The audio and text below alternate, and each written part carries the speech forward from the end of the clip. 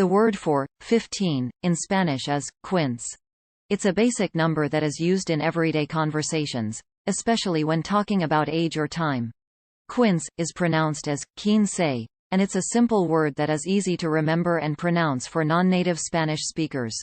For example, I am 15 years old, can be translated as tengo quince años, or the party starts at 3:15, can be translated as la fiesta comienza a las 3:15.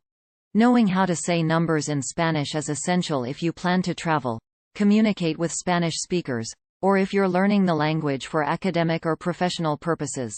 So next time you need to use the number 15 in Spanish, remember to use quince and incorporate it into your sentence with ease.